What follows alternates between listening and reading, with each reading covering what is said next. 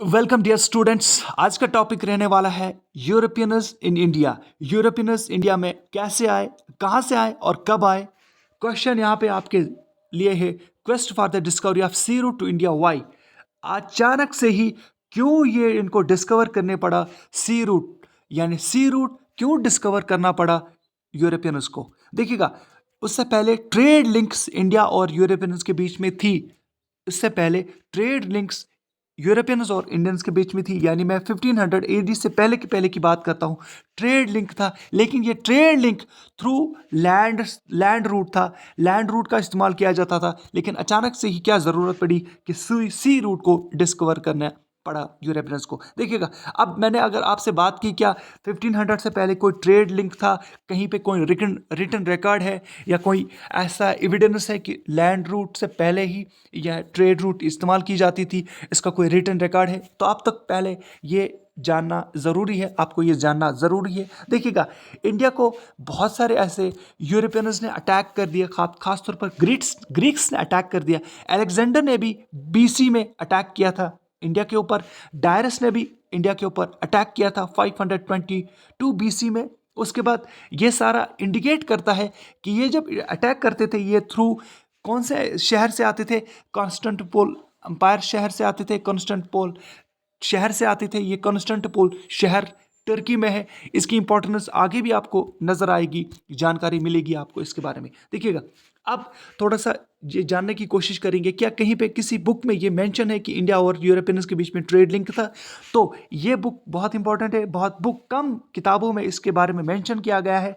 Periplus of अर्थरन सी एक ऐसी book है जिसने ये बताया है कि इंडिया और यूरोपियंस के बीच में ट्रेड लिंक था। ये एक अननोन ऑथर ने लिखी है, प्रीलिम्स पॉइंट ऑफ व्यू से काफ़ी ज़्यादा इंपॉर्टेंट है। उसके बाद और एक क्वेश्चन यहाँ पे आ सकता है कि पहला ट्रैवलर कौन था जो यूरोप से यानी ग्रीक से इंडिया में आया था? उसका नाम है स्काइलेक्स। ये 600 बीसी की बात है। ये एक ग्रीक एक्सप्लोरर था, ट्रैवलर था, ये ट्रैवल करता था और इसने अपने बुक्स में ये मेंशन किया है, अपनी किताबों में ये मेंशन किया है कि इंडिया में एक तरह से जो ट्रेड लिंक था वो यूरोप के साथ था। देखिएगा, अब मैंने आपसे कहा कि ट्रेड लिंक वाया रूट किया जाता था, लैंड रूट किया जाता था। ये सारा यूरोप है और ये वाला जो पार्ट है यहाँ पे, ये जिसमें मैंने सर्कल किया, ये टर्की का पार्ट है, कंस्टेंटिनोपल का पार्ट है। और ये रूट ऐसे इस्तेमाल किया जाता था और यहाँ पे जाके इंडिया में पहुंचा जाता था। तो ये काफ़ी शॉर्ट रास्ता था, काफ़ी छोटा रास्ता था। अब इस रास्ते को अचानक से ही क्या हुआ कि इन्हें ये वाला रास्ता इस्तेमाल करना पड़ा। ये वाला सारा रास्ता जो है, यहाँ से मेडागास्कर से, केप ऑफ गुड होप से होके फिर इंडिया में जाना पड़ा इनको। अचानक से ही क्यों ये जो रास्ता छोटा था, अब इन्होंने क्यों इस लंबे रास्ते को इख्तियार कर लिया? क्या रीज़न था? ये आपके लिए जानना बहुत ज़रूरी है। मेंस पॉइंट ऑफ व्यू से बहुत इंपॉर्टेंट है, ये क्वेश्चन पूछा जा सकता है। मेंस पॉइंट ऑफ व्यू से थोड़ा सा और जानने की कोशिश करेंगे कि जितने भी यहाँ पे ट्रैवलर्स आए थे, राइटर्स आए थे, उन्होंने खासतौर पर Scylax, Fahien, Hiuen Tsang, Razzaq, Ibn Battuta, Alberuni, इनके बारे में हमें डिटेल में पढ़ना है। सिर्फ और सिर्फ मैं यहाँ पे आप लोगों को सिर्फ ये बता रहा हूँ कि इंडिया में जब ये लोग आए और उन्होंने इंडिया के बारे में अच्छा ही लिखा। अच्छा इन द सेंस, इन्होंने इंडिया को लैंड ऑफ ग्रेट अपॉर्चुनिटीज़ लिखा, लैंड ऑफ ग्रेट अपॉर्चुनिटीज लिखा, गोल्डन स्पेरो लिखा, गोल्डन बर्ड लिखा। अब जब भी इन्होंने इंडिया के बारे में ग्रेट अपॉर्चुनिटीज़ का लैंड लिखा, तो ग्रेट अपॉर्चुनिटीज़ किस लिहाज से? देखिएगा, कॉटन में, सिल्क में, स्पाइसेस में, कॉटन में, सिल्क में, स्पाइसेस में। तो ये जब एक लैंड ऑफ ग्रेट अपॉर्चुनिटीज़ था, तो जितने भी यूरोपियन पावर्स थे उनके जहन में पहले से ये बात फिक्स थी कि इंडिया हमें जाना है और इंडिया में इस लैंड ऑफ ग्रेट अपॉर्चुनिटीज़ को एक तरह से एक्सप्लोर करना है, एक्सप्लॉइट भी करना है। लास्ट में हमने देखा कि एक्सप्लॉयटेशन हो गई ब्रिटिशर्स के द्वारा, फ्रेंच के द्वारा, पोर्टुगीज़ के द्वारा इंडिया में। उसके बाद फिर ये वाला लैंड रूट है, इसके पीछे एक रीज़न है। देखिएगा, यहाँ पे ये वाला पार्ट जो है, फिर सर मैं आपको दिखाता हूँ। ये वाला जो पार्ट है यहाँ पे, इसको बोलते हैं टर्की का कॉन्स्टेंटिनोपल अंपायर है। कॉन्स्टेंटिनोपल शहर था, एक अंपायर था वहाँ पे। और इस वाले पार्ट में ये जो अंपायर है, ये बाउंड्री बिटवीन यूरोप और एशिया है, बाउंड्री बिटवीन यूरोप और इंडिया एशिया है। जब ये बाउंड्री लाइन थी यूरोप और एशिया के बीच में ऐसे, तो ये सारा जो है वो किनके हाथों में था, ये कंट्रोल करके था उससे पहले यूरोपियंस के हाथ में, क्रिश्चियंस के हाथ में। ये वाला जो शहर है, ये वाला शहर ये यूरोपियंस के हाथ में कंट्रोल करके था, और हम ये कह सकते हैं कि क्रिश्चियंस के हाथ में ये कंट्रोल था। लेकिन हमें यहाँ पे ये जानना बहुत ज़रूरी है कि अब अचानक से ही जब एक लड़ाई होती है, यहाँ पे एक बैटल होता है, एक वॉर होती है यहाँ पे, और इस वॉर में कॉन्स्टेंटिनोपल अंपायर जो है वो फॉल होता है उसका, और ये क्रिश्चियंस के हाथों से निकल जाता है और मुस्लिम्स के हाथों में ये अंपायर बन जाता है, यानी बढ़ जाता है, या मुस्लिम्स यहाँ पे कवर कर लेते हैं, कब्जा कर लेते हैं, अरब्स यहाँ पे कब्जा कर लेते हैं। अरब्स की मैंने इसलिए बात की, यहाँ पे देखिएगा ये अरब्स के यहाँ पे नज़दीक था ये। जो ही प्रॉफिट मोहम्मद सल्लल्लाहु अलैहि वसल्लम, यानी prophet Muhammad peace be upon him, इस दुनिया से रुखसत कर जाते ही उसने अपने पीछे एक तालीम दिया था लोगों को, वेलफेयर स्टेट का कॉन्सेप्ट आया था। आप देखोगे एजुकेशन सिस्टम बेस्ट था, स्लेवरी को एंड किया गया, ह्यूमन डेवलपमेंट पे काम होने लगा, पहली बार ह्यूमन डेवलपमेंट पे काम होने लगा, ह्यूमन्स पे काम होने लगा, तालीम देने लगे लोग ह्यूमन्स को, यानी लोगों को तालीम पे ज़्यादा फोकस किया गया। ये सारा जो है वो रेवोल्यूशन यहाँ पे स्टार्ट हुआ, और धीरे धीरे ये हर जगह पे फैलने लगा, हर एक स्टेट में, हर एक कॉन्टिनेंट में ये फैलने लगा। क्योंकि कॉन्सेप्ट क्या था, welfare state, rule of law and justice. जो वेलफेयर स्टेट जो है वो मदीना की रियासत थी। अब मदीना की रियासत में जब स्लेवरी को एंड किया गया, जब एजुकेशन सिस्टम आया गया, और वो एजुकेशन सिस्टम फॉर ऑल, हर कोई एजुकेशन हासिल करता था, और यही वजह था कि अब ये अरब जो है वो हर एक फील्ड में, एस्ट्रोनॉमी में, जी हाँ, एस्ट्रोनॉमी में, शिप बिल्डिंग में, शिप्स, अब इनके पास अच्छी क्वालिटी के शिप्स थे जो इन बड़े बड़े समंदर उसको क्रॉस कर सकते थे। ये उस समय की बात है, ये मैं 700 की बात करता हूँ, 700 एडी की बात करता हूँ। उसके ऑनवर्ड्स हम देखेंगे, जब इनके पास शिप बिल्डिंग थी, नेविगेशन में ये बहुत आगे बढ़ गए, ये इनके पास साइंस भी काफ़ी ज़्यादा अच्छी थी। नेविगेशन में हम आगे देखेंगे कि नेविगेशन में कैसे हमें पता चला, ये खुद यूरोपियंस कहते हैं कि हमें नेविगेशन हासिल करनी चाहिए जैसे अरब्स के हाथ में है। तब तक यूरोपियंस उतने एडवांस्ड नहीं थे जितने अरब्स एडवांस्ड थे, और अरब्स इसलिए एडवांस्ड थे क्योंकि इनके पास टीचिंग्स थी prophet Muhammad peace be upon him. ये थोड़ा सा मैं ऐड कर रहा हूँ सारा, देखिएगा। अब और इसको डिटेल में जानने की कोशिश करेंगे। ये जब कॉन्स्टेंटिनोपल अंपायर है, ये जो टर्की का पार्ट है, ये एक ट्रेडिंग सेंटर था, इंपॉर्टेंट ट्रेडिंग सेंटर था, और एक बाउंड्री लाइन बिटवीन थी यूरोप और एशिया के बीच में, और ट्रेड यहीं से होता था लैंड रूट से। जब ये, अब तक क्रिश्चियंस का यहाँ पे कब्जा था, दबदबा था, जब क्रिश्चियंस हार गए 1453 में, अब ये किन के हाथों में चला गया, अरब्स के हाथों में, मुस्लिम्स के हाथों में। और क्रिश्चियंस को किसने हराया, महमूद सेकंड, यानी इसका नाम था महमूद द कनकरर। ये लड़ाई मुस्लिम्स और क्रिश्चियंस के बीच में थी, यह लड़ाई रिलीजियस लड़ाई थी। अब यहाँ पे tussle between Muslims and Christians है। देखिएगा रिलीजन की कैसे यहाँ पे लड़ाई है। कुछ ऐसे स्टूडेंट्स से जो उनको पता होगा, जो मुस्लिम स्टूडेंट्स होंगे, और जो नॉन मुस्लिम स्टूडेंट्स से उनको इस बारे में नहीं पता होगा कि ये मुस्लिम्स और क्रिश्चियंस के बीच में कौन सी रिलीजन लड़ाई है, कौन सी ऐसी लड़ाई है, रिलीजियस लड़ाई। देखिए ये जानना बहुत ज़रूरी है। Tussle between Muslims and Christians. Muslims समझते हैं कि जो हज़रत ईसा है, जो पैगंबर है, मैसेंजर है, वो एक माइटिएस्ट मैसेंजर ऑफ अल्लाह है। और क्रिश्चियन समझते हैं यही हज़रत ईसा, जिसे जीसस भी बोलते हैं, ये एक बेटा है खुदा का। इतना ही डिफरेंस है। ये समझते हैं, मुस्लिम्स समझते हैं कि हज़रत ईसा जो कि पैगंबर है, किनका, मुस्लिम्स का माइटिएस्ट पैगंबर, प्रॉफिट मैसेंजर। और क्रिश्चियंस ये समझते हैं कि यही हज़रत ईसा जो है वो खुदा का बेटा है। ये डिफरेंस है, ये जानना बहुत ज़रूरी है। यही लड़ाई है रिलीजन की। यहाँ पे देखिएगा, ये मोनोपोली ऑफ ट्रेड जो है वो इटली की, वो ख़त्म हो गई। मोनोपोली ऑफ ट्रेड यहाँ पे देखिएगा, उससे पहले क्या था। अब जब फॉल ऑफ बैजेंटाइन एम्पायर हुआ, यानी टर्की के हाथों में ये सारा चला गया, तो ये वाला पार्ट जो है वो इटली के हाथों में था। तो इटली क्या करता था, इटली के पास काफ़ी ज़्यादा एक तरह से कंट्रोल था ट्रेड के ऊपर। तमाम ट्रेड पहले यहाँ से इटली के बाउंड्री पे आती थी, बॉर्डर में आती थी। तो इटली के जितने भी ट्रेडर्स थे वहाँ पे वो क्या करते थे, वो ज़्यादा से ज़्यादा टैक्सेस चार्ज करते थे और जितने भी प्रोडक्ट्स थे उनकी रेट काफ़ी ज़्यादा होती थी। यानी एक तरह से उनकी ही मोनोपोली थी, उनका ही चलता था इटली वालों का। जब ये बाइजेंटाइन अंपायर, यानी हम ये कह सकते हैं कि कॉन्स्टेंटिनोपल अंपायर जो फॉल हुआ, ये जब फॉल हुआ तो इनकी भी मोनोपोली ख़त्म हो गई। लेकिन प्राइसेस हाई, काफ़ी ज़्यादा हाई हो गए during Ottoman umpire. Ottoman umpire वालों ने क्या कहा कि आप ऐसा करो, ये रूट जो है फिर से देख लीजिएगा, क्योंकि इसी से ही जितना भी आप पढ़ोगे आगे, advent of European, French, Britishers, Danish, बाकी जितने भी है ब्रिटिशर्स, तब जाके आपको समझ आएगा, जब पहले आपको ये समझ आएगा। देखिएगा, ये जो अंपायर था यहाँ पे, ये वाला पार्ट जो था यहाँ पे, ये किन के हाथों में था, अरबस के हाथों में था। और ये वाला पार्ट जो है वो क्रिश्चियंस के हाथों में था। क्रिश्चियंस और अरबस के बीच में लड़ाई तो थी, लेकिन ट्रेड जो है वो होता था, ट्रेड बिल्कुल होता था।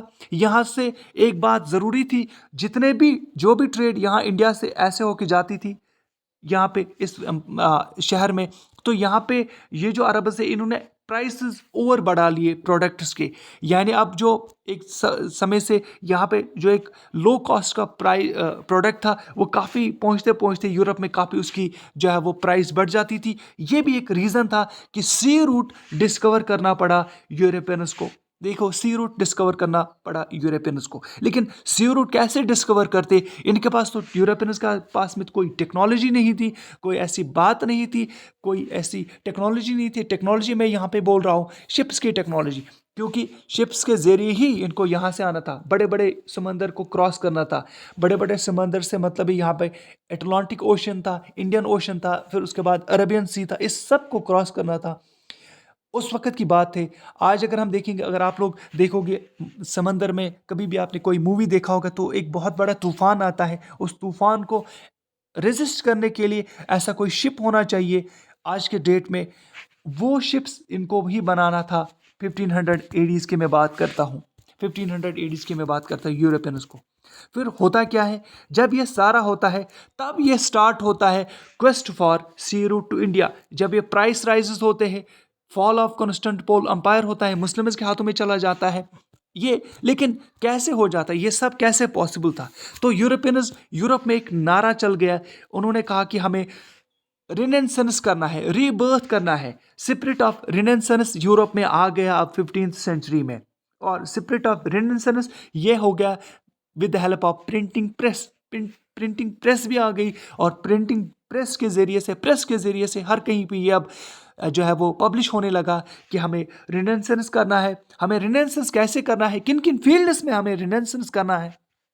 देखिएगा, यूरोप ने क्या किया, Europe made great advanced in ship building. वही शिप्स को अच्छी तरह से बनाना है, बड़े बड़े शिप्स को बनाना है।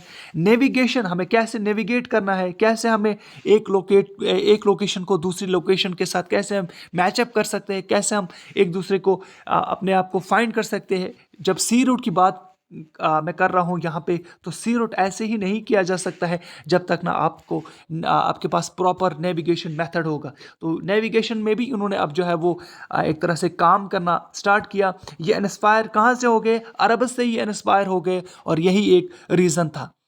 जब एग्रीकल्चर में भी उन्होंने जो है वो ज़्यादा ध्यान देने लगे ये लोग, उससे क्या हो गया, अब इनके पास अब वेल्थ क्रिएशन हो गई। यूरोपियंस के पास वेल्थ क्रिएशन हो गई। जब यूरोपियंस के पास वेल्थ क्रिएशन हो गई, तब यहाँ पे एक जिम्मेदारी दी जा रही है पुर्तगाल और स्पेन के ऊपर। पुर्तगाल और स्पेन को एक जिम्मेदारी दी गई है कि आप ऐसा करो कि आप सी रूट डिस्कवर करो पूरे वर्ल्ड में। लेकिन पुर्तगाल को इसलिए डिस्कवर करने की ज़्यादा जो है वो एक तरह से लाइसेंस मिला पुर्तगाल को, क्योंकि पुर्तगाल ऐसा एक देश था, जब बाइजेंटाइन अंपायर एक तरह से फॉल हुआ उसका, या हम कह सकते हैं जब मुस्लिम्स ने क्रिश्चियंस को हराया, बाइजेंटाइन अंपायर को हराया, कॉन्स्टेंटिनोपल एक जो रिवोल्ट हुआ उसमें जब हराया, तो उस वक्त पुर्तगाल वालों ने, यानी पुर्तगीज़ वालों ने क्या किया, एक तरह से रेजिस्टेंस दिखाई, एक तरह से काफ़ी मजम्मत किया, एक तरह से काफ़ी मुसलमानों के ऊपर एक तरह से वो क्रिश्चियंस की तरफ से एक बड़ी पावरफुल बड़ा पावर उन्होंने क्रिएट किया, यानी एक तरह से वो डिफेंड करते थे अपना जो अंपायर है क्रिश्चियन अंपायर को। तो इसीलिए वहाँ के जो निकोलस थे, पोप निकोलस फिफ्थ ने ही पोर्टुगीज़ को ही एक लाइसेंस दी कि आप जाओ इंडिया में, आप जाके वहाँ पे क्या करोगे, वहाँ पे जाके आप एक्सपेंशन करो अपने फेथ का। यहाँ पे ट्रेड की बात नहीं हो रही है, रिमेंबर इट। तो हम ये कह सकते हैं इनिशियली जब पोर्टुगीज़ इंडिया में आए वो सिर्फ और सिर्फ ट्रेड के लिए नहीं आए थे, वो एक्सपेंशन करने के लिए आए थे, अपना रिलीजन एक्सपेंशन करने के लिए आया था, अपना रिलीजन। ये पॉइंट बहुत इंपॉर्टेंट है। रिवोल्ट ऑफ 1857 जब आप पढ़ते हो तो वहाँ पे एक क्वेश्चन आता है, काजेज ऑफ रिवोल्ट ऑफ 1857। उसमें एक काज है रिलीजियस काज, और सब लोग वहाँ पे लिखते हैं कि रिलीजियस काज में था कि एक्सपेंशन ऑफ क्रिश्चियनिटी था। तो यहाँ से आपको ये क्लियर हुआ होगा कि एक्सपेंशन ऑफ क्रिश्चियनिटी इसलिए है क्योंकि पोप निकोलस फिफ्थ ने पोर्टुगीज़ को ये कहा था कि आप इंडिया में जाओ, इंडिया में जाके वहाँ पे एक्सपेंशन करो, किसका, क्रिश्चियनिटी का, एक्सपेंशन करो क्रिश्चियनिटी का। यहाँ पे स्पेन की मैंने बात की, स्पेन जो है वो साउथ अमेरिका को जो है वो जाके डिस्कवर कर लेता है, यानी एक तरह से उनकी क्वेस्ट थी साउथ अमेरिका की तरफ। और ये जिम्मेदारी किसको दी गई, प्रिंस हेनरी को दी गई, और प्रिंस हेनरी को नाम भी रखा गया नेविगेटर, क्योंकि उन्होंने सी रूट टू डिस्कवर करने की कोशिश की काफ़ी ज़्यादा। जब उनको पोप निकोलस फिफ्थ ने कहा कि आप जाओ इंडिया में और क्रिश्चियनिटी को एक्सपेंड करो, तो प्रिंस हेनरी ने आल्सो नोन एज नेविगेटर, क्योंकि उन्होंने सी रूट टू डिस्कवर करने की कोशिश की इंडिया की तरफ, इंडिया की ओर। और 1850 की ये 54 की ये बात है। उसके बाद फिर करते करते जब ये काफ़ी ज़्यादा स्ट्रांग हो गए नेविगेशन में, काफ़ी स्ट्रांग हो गए ये शिप बिल्डिंग में, तो पोर्टुगीज़ का एक नेविगेटर था, उसका नाम था बार्थोलोम्यू डेज 1487। ये प्रीलिम्स पॉइंट ऑफ व्यू से काफ़ी इंपॉर्टेंट है।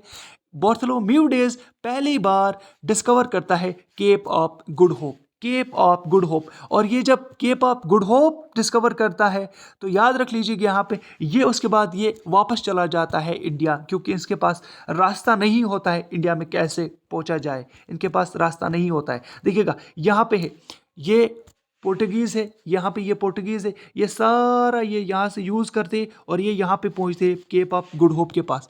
केप ऑफ गुड होप पे यहाँ पे ये साउथ अफ्रीका की टिप पे है, अफ्रीका कॉन्टिनेंट का जो लास्ट बॉर्डर है वहाँ पे ये पहुँचता है, और यहाँ से फिर ये वापस जाता है, और ये वापस जाता है कहाँ पे, वापस पोर्टुगीज़ में, पुर्तगाल में। अब जब ये पुर्तगाल वापस जाता है तो मैंने आपसे ये कहा था कि जब स्पेन वालों ने डिस्कवर किया एक तरह से साउथ अमेरिका को, ब्राज़ील को, तो स्पेन की तरफ से वो कोलंबस ने डिस्कवर किया था ब्राज़ील को। ये जानना आपके लिए बहुत ज़रूरी है। उसके बाद फिर अब देखिएगा फिर से एक और ट्राई किया जाता है यूरोपियंस के द्वारा, पोर्टुगीज़ के द्वारा, कि हम इंडिया को जो है वो सी रूट तलाश करेंगे ही। 17 मई 21 में बुक्स में ये डेट भी दिया है, ये डेट भी दिया है, इंपॉर्टेंट है। दोनों डेट में से अगर कोई भी डेट अगर आपके एग्जाम पॉइंट ऑफ व्यू से आता है तो आप टिक मार्क करके आइएगा। 1498 को वास्को डी गामा ने इसी केप ऑफ गुड होप को इस्तेमाल किया, जहाँ पे पहली बार बार्थोलोम्यू डेज आए थे। और वहाँ पे जब उन्होंने इस्तेमाल किया केप ऑफ गुड होप को, उसके बाद वहाँ पे luckily Arab traders, workers Gujarat से, कैजिकोड से वहाँ पे कुछ काम करते थे, कुछ वर्कर्स साउथ अफ्रीका का जो टिप है वहाँ पे, अभी हमने मैप में यहाँ पे देखा, फिर से दिखा लेता हूँ मैं आपको मैप में, ये बहुत जानना आपके लिए ज़रूरी है ये वाला पार्ट। तो केप ऑफ गुड होप के पास ये भी पहुँचा वास्को डी गामा, और वहाँ पे अब इनको जो है वो एक ऐसी हम कह सकते हैं कि ये लकी पर्सन था कि अरब ट्रेडर्स वहाँ पे थे, वर्कर्स वहाँ पे थे, कहाँ के थे, गुजरात के थे। जब गुजरात के वर्कर्स थे इसका मतलब है वो इंडिया से ऐसे होके साउथ अफ्रीका की ओर आते थे, शिप्स के ज़रिए आते थे। और 3 या 4 शिप्स के साथ ये कहाँ पहुँचता है, इंडिया में पहुँचता है। और शिप कैप्टन कौन था शिप का, अब्दुल इब्न माजिद जो है वो कैप्टन था शिप का। ये कहाँ पहुँचता है, ये काजिकोड में पहुँचता है। 1498 में ये कहाँ पहुँचता है, काजिकोड में पहुँचता है। Kozhikode is a place in Kerala जिसको कैलिकट भी बोलते हैं।